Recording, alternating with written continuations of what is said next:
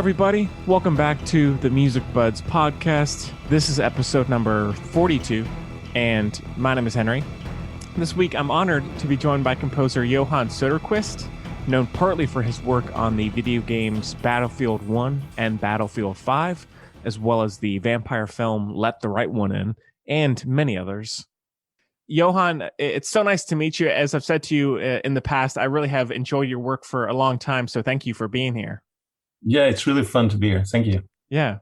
And I'm glad we could finally find a time to talk. Our schedules have been changing, and so it's nice to found the time.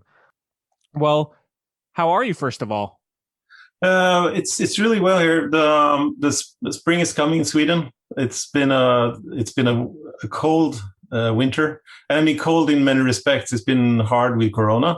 Just like in the States, we've been pretty. It's struck pretty hard in Sweden also. So it's been a tough year. And I mean, just like I've heard in some of your other podcasts, as a composer, you're kind of in quarantine anyhow because you're in the studio all the time. So it hasn't affected me that much. I'm sitting by my computer with my dog, who's actually here right now, and it's down here, and just working and drinking tea and have meetings. And it's maybe the biggest difference is that this thing that probably affected all people, that it's been so much meetings online, and it's partly good because you don't have to travel, but it's partly boring because when you do music, it's so inspiring to have directors and script writers and sound designers in the studio, and you actually do stuff together. So it's kind of boring to you always have to kind of talk about things that are emotional in a more practical way, and that's been it's the smallest problem this year, of course, but still, it's a little problem. Yeah. So really good here. And you? I'm doing fine, thanks. I'm in North Carolina, and so I was lucky enough to get one of 2 shots for COVID. So I'm partially vaccinated. So that was started with young people. We're like on, I don't know, we're probably at people over 80 or something like that. Yeah. So yeah. We have a long road to walk until we're there. That's really cool. Yeah. I felt very lucky to get the process started. So, but yeah. Well, I guess kicking things off a little bit, how was it that you got started in music? Was that something you had always wanted to do?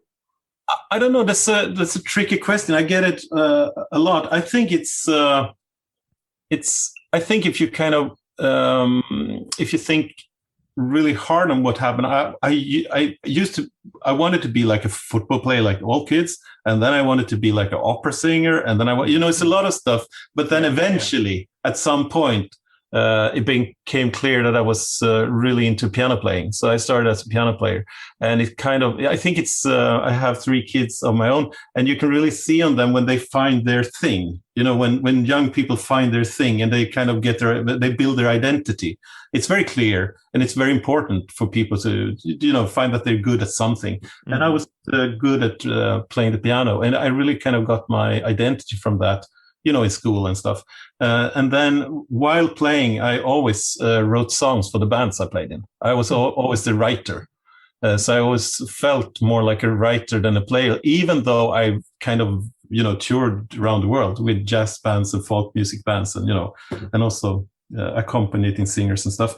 But I always felt like the composing piano player. So at a certain point, I don't know how I kind of got into film, but it was, coincidence. Somebody said that you could play on my film, and I played, and he made another film, and I got the gig to write, and then that suddenly became the biggest film. And it's just coincidences, like always. But it started off as a musician, with bands and stuff.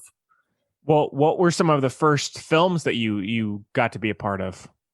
I did Swedish and Danish films in the start, and I had the fortune or the luck to work on Susanne Bier's first film. She's a really well-known Danish director who's won an Oscar with In a Better World that I wrote the score for. She's a great director. And her first film, she was looking for a composer in 91.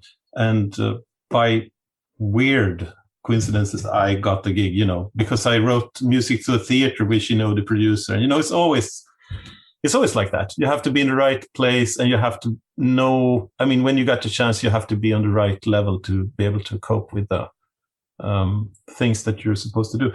So that was a really good start. It got all the prizes in Sweden and Denmark. And then from there on, it's kind of just, it's just been going on. Yeah.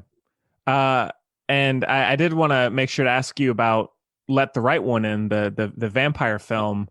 Because that film really, like, anytime I'm discussing vampire films or I see lists of best vampire films, that one is always on there. It's always brought up. It's such a special one, I think, for so many people. And that must have been a great project to work on. The story itself is fascinating, and the way that it's done. Yeah, it's a bit weird with films, because I work on a lot of films, and you never know, which one will sit well or anything. You're just in a process all the time. You're constantly in different processes. And this process with Thomas Alfredson was great. He's a great, great, great director. And he was really kind of, he wasn't pushing me. He was more like showing really cool, like, instead of showing music that he wanted, he started showing me music from Gil Evans, the big band guy from the 50s. They said that the film shouldn't sound like this, but this is real. This is, and he started going other directions. Instead of saying this should sound like, blah, blah, blah, and we want to temp it with this, he went much more in an artistic way, trying to convey the emotion of where he wanted to go. And that was a really wonderful process, actually. And also the filming has some, I felt a lot for that film, because, he's a bit alone, and it's in the 70s in Sweden with a lot of snow. And at the kind of the same time when Oscar, the main character in the film, is alone in this little suburb, my parents got divorced. So I felt I felt I could really feel his kind of pain, and his, that he was so lonely, and he's out in this cold winter. And I didn't have a vampire friend though, but it was the same kind of this. He really captured the feeling of the 70s in Sweden.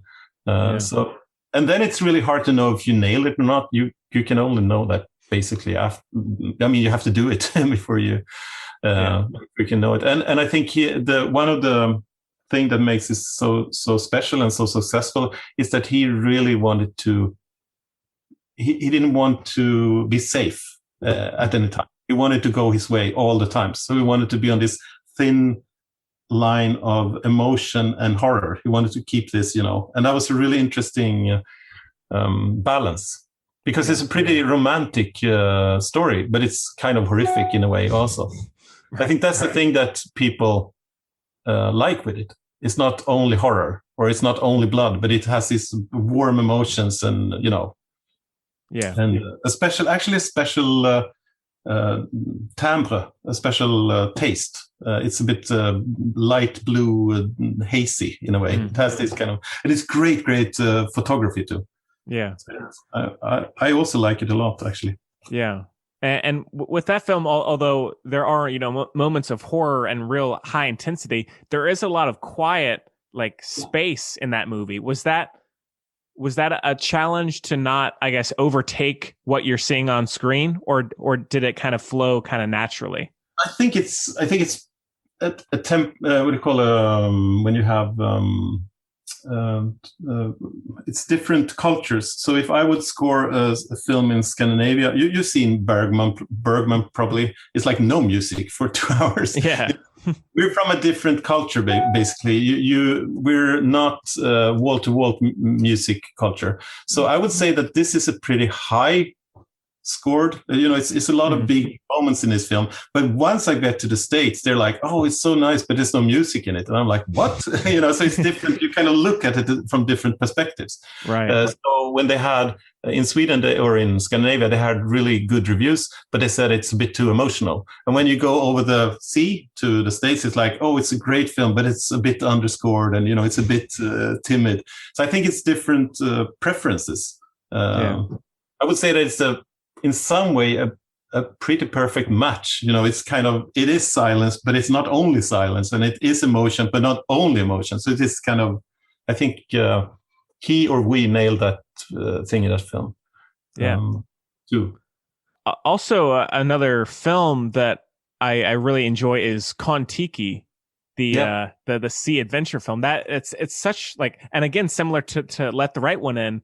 That's always one that I see brought up by people, and I feel like that kind of film would be so. I mean, I love films that take place on the sea that deal with water. How did you get involved with that one?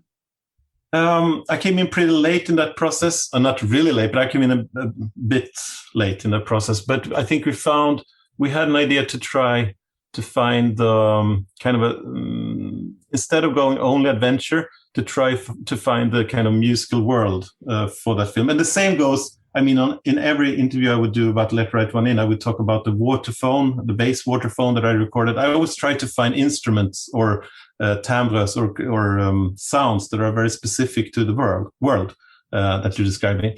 And in Kon Tiki, we found a really beautiful seashell that is played by a really good Swedish. Weirdly enough, I was looking around the net, for France and for Polynesia, but he was in Stockholm. The guy played beautifully on the conch horn, a seashell.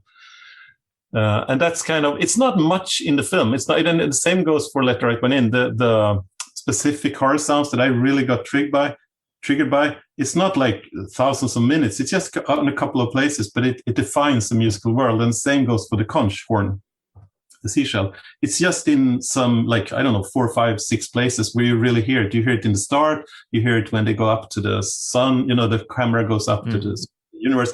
So at some defined moments, you get this kind of, some voice, the voice of the film. And for me, that matters most. I don't know if you can tell me. I don't know if it really matters for a guy a girl who looks, but for me, it's everything to get the kind of identity. Yeah.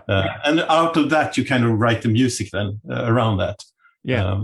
And as you said, it was a challenge to write the things. We always thought that the passengers on the ocean would be really problematic, and everything else would be not problematic. But in the end, it's the opposite. The really interesting part is on the sea, because it's the dynamic between the actors and the waste sea, and that's the film basically. I would say.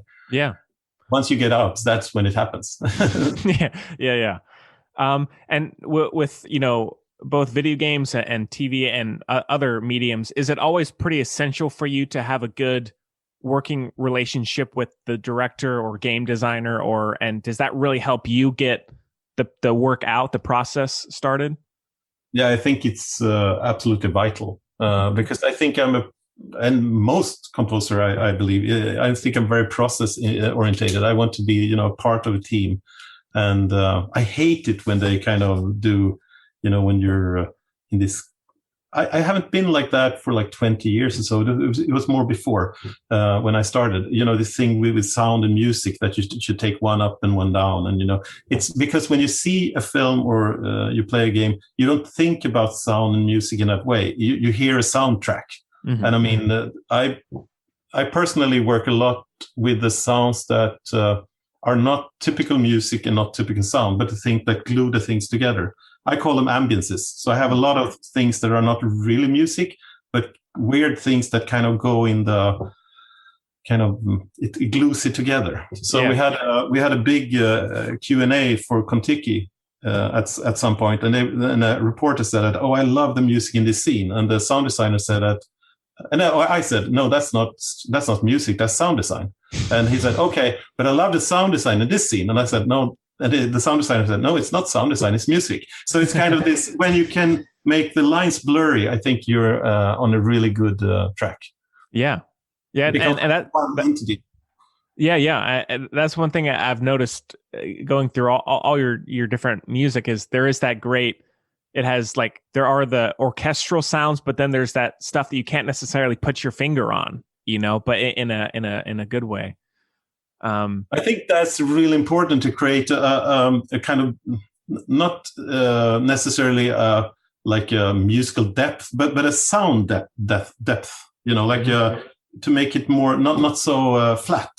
You know, you have a melody, you have an orchestra, but then you have this kind of gritty sounds going on, you know, far back in the right speaker. You know, it is things that makes it alive.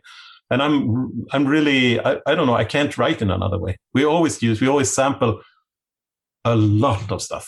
We do our own instruments like every week, you know, doing all this weird stuff, whatever it is. You know, it could be, you could bang on a, you know, I think this one is recorded. Oh, yeah. It's like you can bang on a lamp, you know, whatever. It just, in a right context, you would get a really cool sound. And if you put it in, so we do a lot of, actually a lot of ethnical instruments also. That gives this kind of earthy quality. And of course, the libraries and stuff that you would have in the box and things that others sample, but it doesn't get as warm and real if you don't have your sounds surrounding it in a way. Mm-hmm.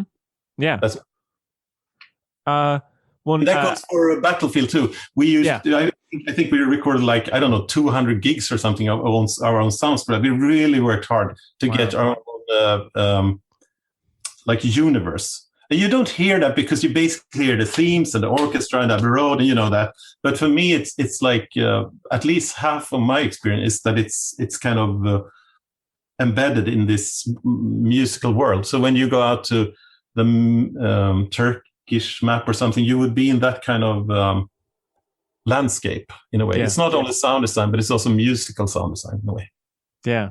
I did want to touch on Battlefield because I mean those games are so huge. I love playing them, and the music. The music is really great, and and it should be said that it's written with my friend Patrick Andrén. Yes, so we do it as a co-thing. He's been working for me and now with me.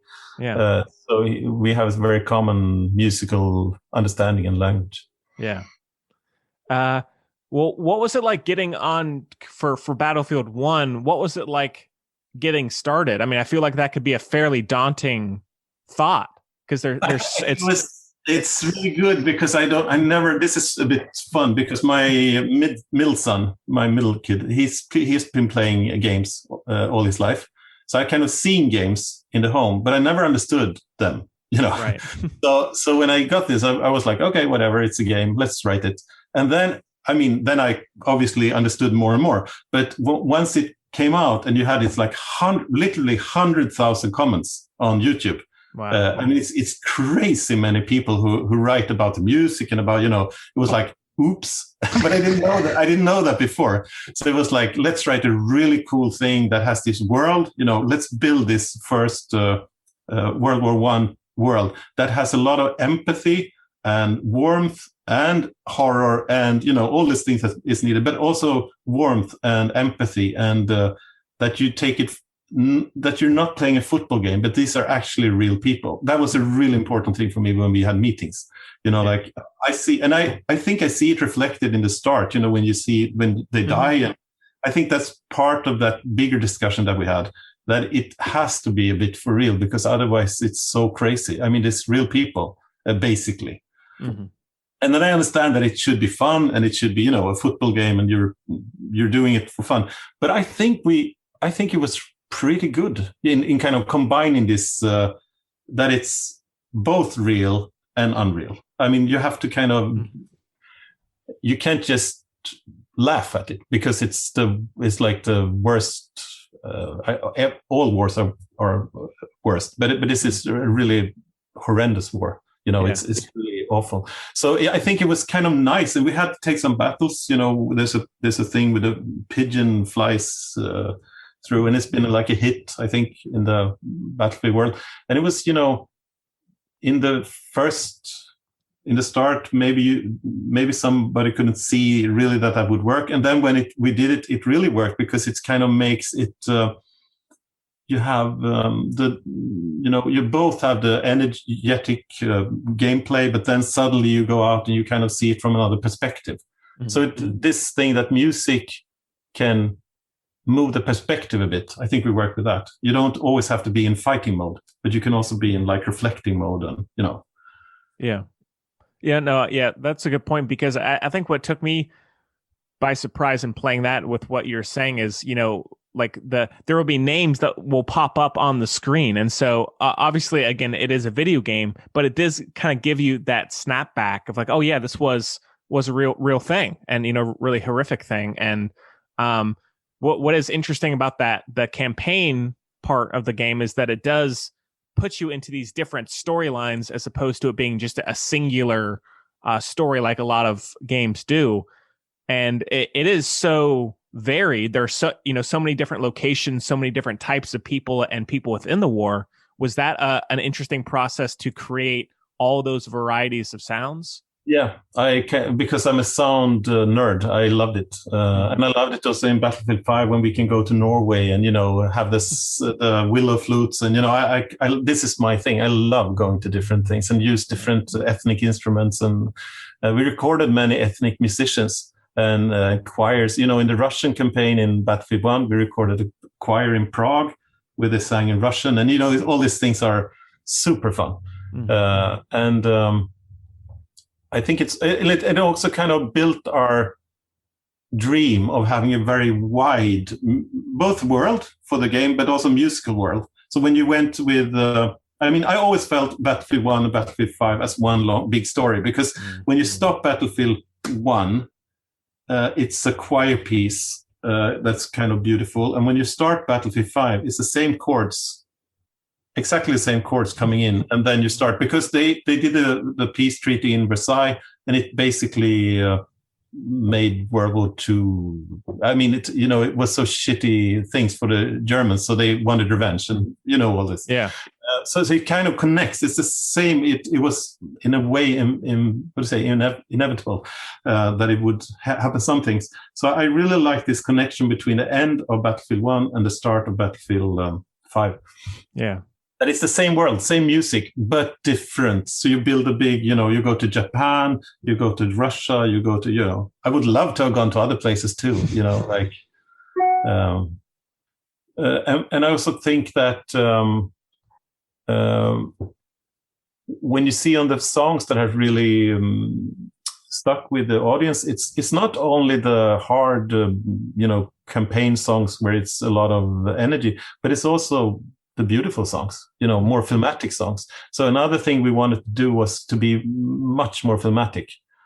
Even when it's gameplay, we wanted to be filmatic, that it felt like you're, not just putting on a loop or something that you play to, but everything is varied all the time. So you would have, I think we had like 4 or 5 versions of everything. So every time you got killed or whatever, you step back, you would never hear the same thing. That was a super important thing for us. So it's 5 times more music that you have to write. But it's really good for I hope, I don't play, but I hope it's really good for the experience, because you never hear the same things. Yeah. And that's a good point, because I, listening to the albums, it does get to these really like epic, inspiring, heroic songs. But as you just said, there are really like contemplative moments that you would think would be in that you would think, oh no, this is a film that I am listening to or something, but it's like this very beautiful moment in a video game that someone has made. So I think the good thing, this was partly I don't know, not an experiment, but a thought that we hoped would land in a good place. But the good thing with this project, we did it for 5 years, and the good thing is that I think if you read on internet, because I don't play games, I don't do that. Mm-hmm. I've been looking at games forever, in the mixing situations and so, but I don't play myself. So I always go to YouTube and see what players think, read all the comments. And it really felt that people liked to be kind of, to get all these emotions. Everybody was really positive to that. And that was a good thing for me. And also this, the best thing was when they said that my grandfather fought in World War II. It feels like, it feels so good to hear this, because it really honors his memory or whatever, this thing where you combine history with what has happened. So it's kind of the young generation get a bridge back to what actually happened. That was my personally a dream for me, that the young generation would take it not seriously, but kind of reflect reflect on what it is, and you can still have fun and you can still play the game, of course, but you can still reflect, that this was really important. This happened, and and also not trying to put out bad or good guys, in the music. So if you're in whatever map, you don't want to make them bad and they're good, but more like, two sides. Yeah. Of a story. Yeah. And I think with talking about how it could impact someone, I mean, like when I was growing up, the Battlefield games, Call of Duty games, those were some of the ones that sparked my interest in history. And so, I'm sure that could have the exact same impact as I'm sure it has. So, and now with games like this where there is so much action, I mean, we've talked about having more contemplative moments. Is it difficult writing for something where there is a lot of action, where what you're seeing on screen is, such a, I guess, drawing your attention? Is it difficult writing something so intense? I think it was kind of you wrote it in a split way. So the campaigns, the ones where you go with a single player, they're more written like films, of course, because they're a bit more linear. Mm-hmm. And then we kind of wrote a layer for the whole world. So when you open the menu, I think it's like 2 hours of music. That was another idea that we really wanted to try, to have this kind of massive music world or library. So if you would, if you put on the game and you start doing your studies or whatever, you can listen to the music and you can be in the world. But it doesn't necessarily have to be, from a specific scene. It could just be, like this is music that reflects the world. Because when you open, let's say, Battlefield 1, you see a big map and, the world. So it could be, that was one thing. The second thing was to write to the campaigns where you had this more linear telling of the stories. It's not linear because everything can happen anyhow. But then in a multiplayer, it gets crazy because it's like 1,000 people choose all the time. I think they've managed that in a great way. The guys at DICE, Ben's our music supervisor and sound supervisor. He's really, really good. He wins all the prizes all the time for what he's doing. Mm-hmm. And there was other guys that helped us. And they're very smart in working with the music in a game context. So it's a team effort. The only thing we could do was to make it as varied as possible. So right. If you're in a certain situation and you have like a loop, as soon as it starts sounding like a loop, it's bad. So you have to do it like in many inclinations, and you have to do it incarnations, and you have to do it maybe in 5 layers or something like. You have to do it so the AI kind of does things so it always sounds like it's fresh and it's doing the right things. And that was tricky. I mean, both for them and for us. But still, that's a really interesting thing to make it feel like it's never the same.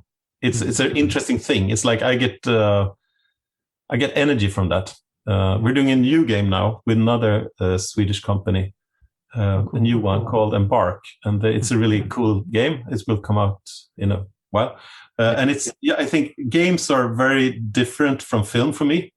It's like films are linear, so you can kind of plan things. Right.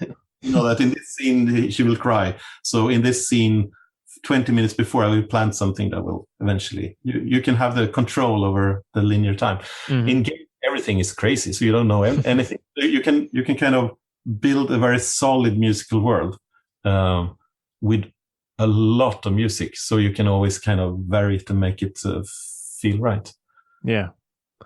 And now this is kind of a broader question, but are there any tracks from either of those games that come to mind as being ones that either were very challenging or that were ones that you were the most proud of, or something that where the process was very interesting or unique? Were there any that stand out to you when you look back at it? I think it's different in a way. It depends on what you're after. I mean, one thing, it was a treat to go to Abbey Road with a huge orchestra and do these 2 big recordings, and not always, I can't do that always with, Scandinavian or not super big European films. So it was really cool to do this kind of full thing where you really, could have the best players and for a longer, and not a huge amount of time, but still you can do good takes, and you could do it. That was really nice. But then I remember one thing that was really, that we both me and Patrick liked a lot, and was when we did the Russian soundtrack. We kind of liked that. We both liked the maps, and we liked the kind of the, I don't know what you call it, campaign or whatever you call it. Right. We like that. We think it's a cool world, and I think we had a lot of identity in that part of the game. And it actually started off by me.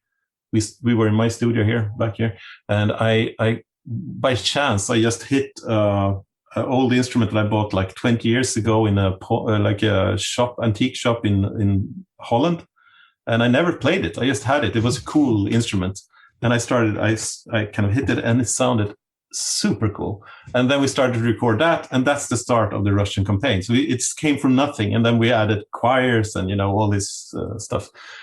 So I think that's a fun thing. And then I'm a bit proud that we could fit in the beauty into the track. Some like this one, I don't know the name is Dawn of a New Time. It's like a singer from some Mid-Eastern, like singing with strings. Yeah. I think it's cool that these songs has, and also the songs from start of Battlefield 5, and that they've that people have liked not only the energetic music but the more beautiful music. Yeah. Other than that, it's like 5 years. It's so many things, all the sampling and all the writing, and also we kind of made 1,000 different variations on the theme, the Battlefield theme. Yeah. Take it from every different note, and back and reverse. And we have done everything you can do with that thing. It feels like that. Of course, it's not true, but it feels like we kind of turned it inside out. Yeah. Even Japanese version now in the end, so it's. Yeah. But other than that, I think it's more on a broader scale. I think for me it was really interesting and inspiring to do a game, because I've never done that before. So it was it's more freedom than in a film or a TV series.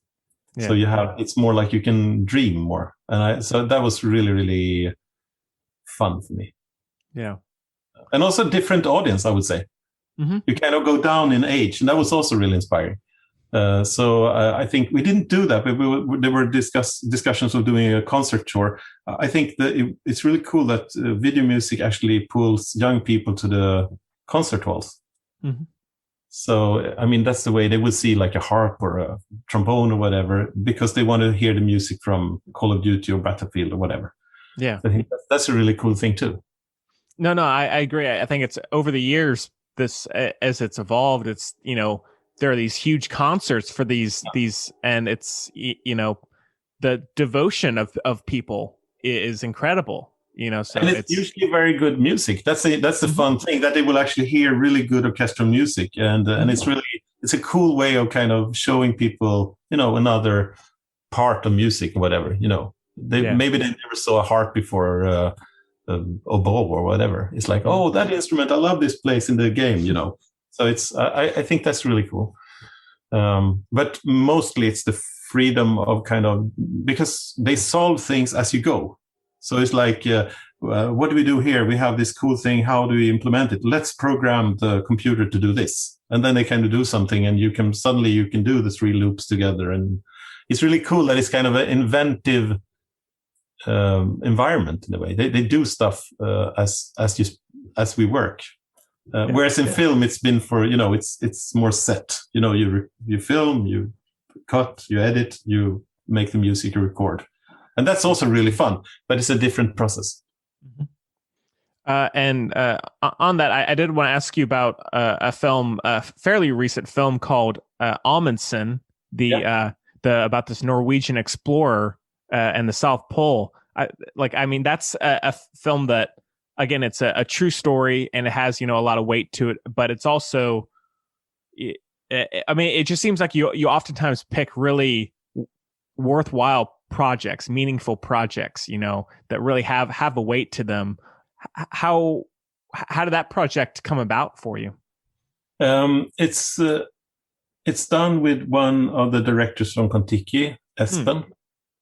And it's and they made films in the States. The two directors of Kon Tiki made like Pirates of the Caribbean, and they made Marco Polo. So they have a career in Hollywood. And then he went back and he did this Amundsen movie, and he's a wonderful director too. I've been lucky with the directors; they're really nice. Often, he's a really good director and really fun to work with. A lot of integrity with what he's doing, and also like gives you space to think. One of his things that he said was that when they went to the South Pole in what was it, 1900 or something, 1910 or something. I'm sorry, I don't know the exact date, but it's in the beginning of the 20th century. Is that right? Yeah. Yep. So they were. He said that when they came there, it was like if we would go to Mars. It's the same. Nobody had been there. Us, maybe some people had been there, but they didn't know anything. They didn't know, how big it was. They didn't know how it looked. They didn't know if there were wild animals. They didn't know anything, basically. There were two guys who were kind of chasing to get to the South Pole, and he wanted the music to reflect that kind of outer space quality, that you're going to something that you don't know nothing about. It's like it's a very brave act. It was like they could have come to a place with dragons. They didn't know anything. It's not like when you see all this Google Earth footage or stuff. So he wanted it to have a quality of surreal and outer space and not known territory. And I think we found some cool stuff there. We did a lot of stuff where we kind of squashed the orchestra in distortion, and we did, and we pushed the ethnic flute through this weird pipe here. I know you can see it in the radio, but it's a weird thing where you would Russian synth thing where you blow, and then I had an ethnic pipe where I would do things, and when you take it through this thing, it kind of gets like surreal screams or whatever, and we kind of mashed that with this. I've been working a lot with the sound designer. It's the same as on Kon Tiki, Tormod Ringnes, and he also made a lot of really cool sounds with the ice breaking, and it's this. It was really fun to do, to try to create a sound world. And once again, it's not. I don't think you've seen the film, so Yes. It's not. I don't think that's what you're thinking about, but that's important for me to kind of create this this weirdness. Then when you see the film, it's more probably epic and whatever, beautiful and energetic. So it's not only that, but it has this element of unknown sounds, unknown music, unknown maps, and it's mostly when they go on the race to South Pole. It's mainly there. It was really fun. All these challenges when you try to come up with something new is really fun. Yeah. And you also have to aim wide. You have to, when I show him stuff, I show him like 100 things. And he's like, I don't like that. I don't like that. I love that. So you have to kind of try to pinpoint, what's right. You can't. It's really hard to get it right directly. It's better to do like 100 sketches and see what happens. Right. Well, I mean, that seems like a really fulfilling kind of relationship. That that something where you can make something and have that partner there to pick things out, but not have it be in a harsh way or real critical way. It's just. I think that's the most fun projects, and it goes for the games, and it goes for the TV series, and it goes for the films. When you're basically in a process with the director, with the sound designer, and hopefully with the editors. When you're in the process, and they're like, "Oh, we love this track. What if?" And then I say, "Yeah, that's great, but what if?" And then they say, "Oh, that's really good idea, but let's try that." And then they try it, and they say, "No, it sucked. Let's go this way." And then you're constantly searching for angles and roads, and that's the fun part. The boring part is when it gets a bit dictated, Like this is great. We have this song from that film there, and this song from that film there, and that song from that film there, and do the same. That's kind of the boring part, because it gets it doesn't have this what if, this kind of dreamy layer. And it's really interesting, because once you have directors that have this courage, it's often their films that people with temp will they will kind of use their films to say that we want to sound like Let the Right One In, or something like that. So it's really smart to be brave, because everybody wants to look at these films. Sometimes you don't succeed, sometimes it gets bad, you never know. But often it's really good to have the courage, because then they will be these films will be the films that people talk about. Exactly. Whatever it is, There Will Be Blood, Like Revenue, different films that people will look at and say that, yeah, it's so cool because they tried blah blah blah. They tried to do this, and it's a bit weird, but we love it. No, I agree. That's I mean, you never know until you try. You won't know what you're gonna get. No, and it's also it's about this. It's also producers, of course. The strong directors, producers have this vision. Let's do this, and it's a bit scary, but let's try it. And then obviously when you go that path, you will do a lot of corrections and change, and of course, but it's just a lot of energy in trying things and having the courage to try to do something different. At some points.